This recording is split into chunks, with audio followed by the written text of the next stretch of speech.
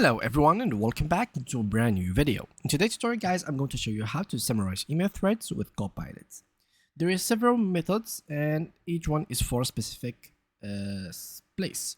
Like this one is for Windows, there's for web, for Mac and for mobile. We're going to go through them all.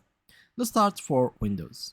So for Windows guys, in classic Outlook or new Outlook, choose the conversation that you want. It's going to be for example something like that and simply click on it. Once you click on it, you have to select Summary by Copilot, or it might say Summarize. At the top of the email thread, Copilot will scan the thread to look for key points and create a summary for you.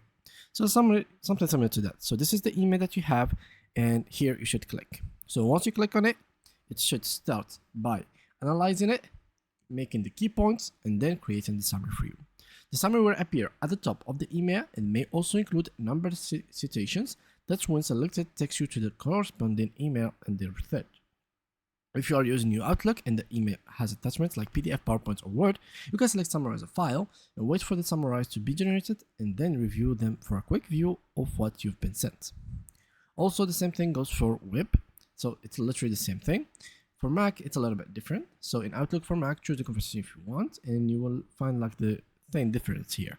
Select Summarize in the Summary by Copilot box at the top of the email thread, and Copilot can scan thread and look for key points exactly the same, and then the summary will appear at the top just like that. So this is the email, and here after the summary has been created.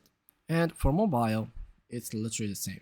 Just open the actual mail, and here you will not find the text that says Summary by Copilot. You will find an icon. Simply just click on it, and then you will be able to finally find it and read it all.